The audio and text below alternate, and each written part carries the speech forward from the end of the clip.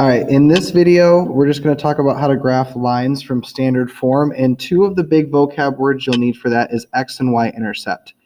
Intercept as a word sounds a whole lot like intersect, so this is where they are crossing the axis. So an x-intercept will cross on the x-axis and a y-intercept will cross on the y-axis. So just take a second, write down these vocab terms.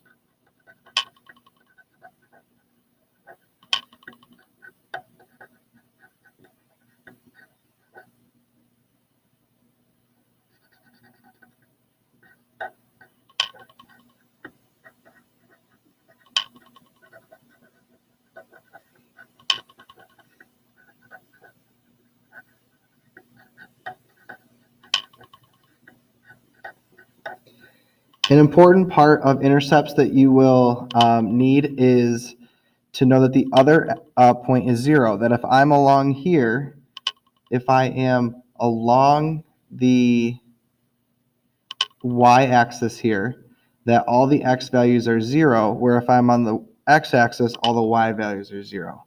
1, 0, 2, 0, 3, 0, 4, 0, 5, 0. That second number is always 0.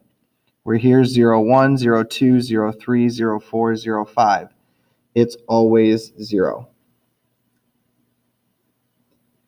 So as a part of this, we are going to be graphing these in such a way that we are going to really be finding the intercepts. Those are going to be really helpful for us as we go to get into linear programming.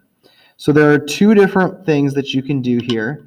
One is something that I call the cover-up method, which works sometimes, but it doesn't always work. So we'll need a second kind of thing here that will relate to the graphing we've already done.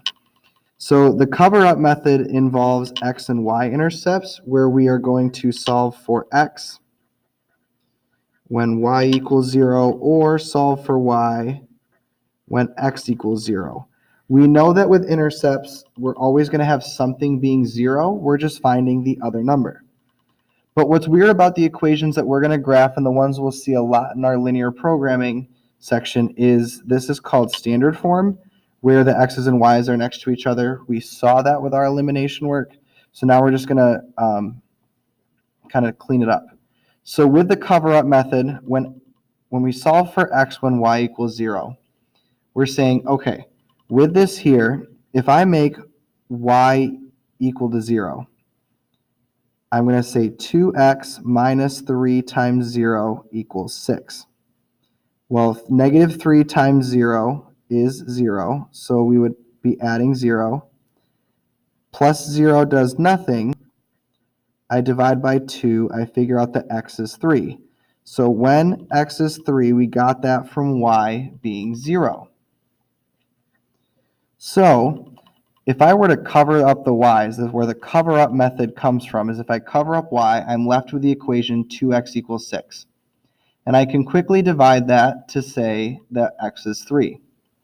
So then if I cover up the y's here, and I divide by negative 3, I figure out that y is equal to negative 2 when I covered up the x's because it's 0. 0 does a lot of eliminating things from equations. So then I'm going to go ahead and graph the points. I've got 3, 0, and 0, negative 2. They're 2 points that I can go ahead and make a line with. Good old straight line. So this works for most of the problems. We'll do that. Let's do it again with number 2 here. So if I'm going to find the x-intercept, that means y is equal to 0. The opposite variable is always 0. And then I'm going to cover that up. So because y is 0, I cover it up. So as I get x, I divide it out. 12 divided by negative 3 is negative 4. So I can graph that here. Then covering up the x's to find y, I find out that y is going to be negative 3. There's the ordered pair.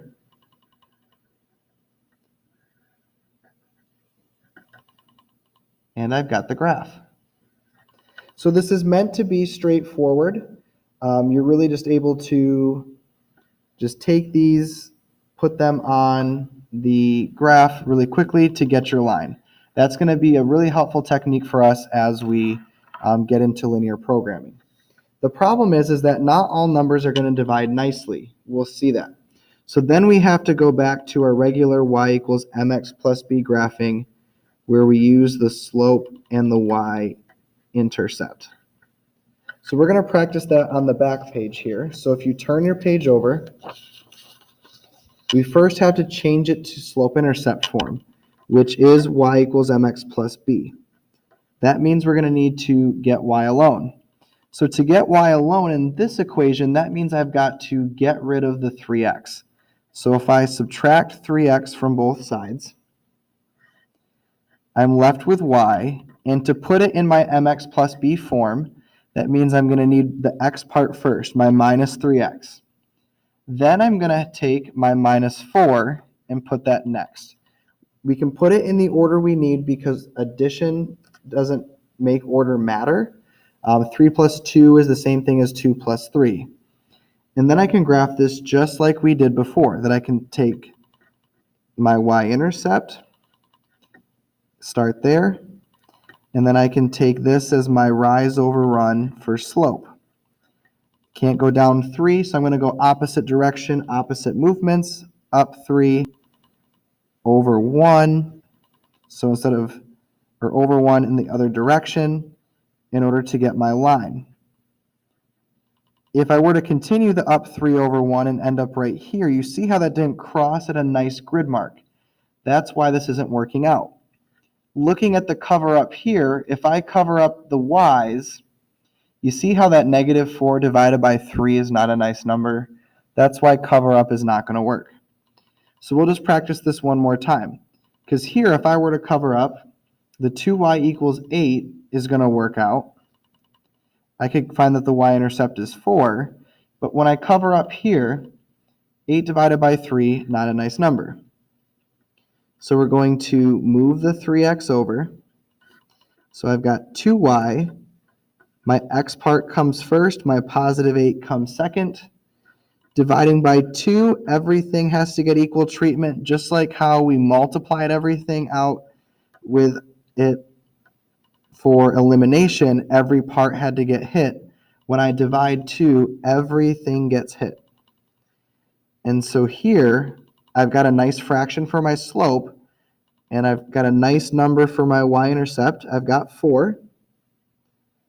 Down, my rise over run says down 3, right 2. Down 3, right 2. We see that it's, again, skipping over a nice grid mark, and why this method is necessary. We'll actually do a lot more of this with our linear programming, but the intercepts are also really important and really helpful. But we are going to just practice this today as setup work for our linear programming unit. Let me know if you need help.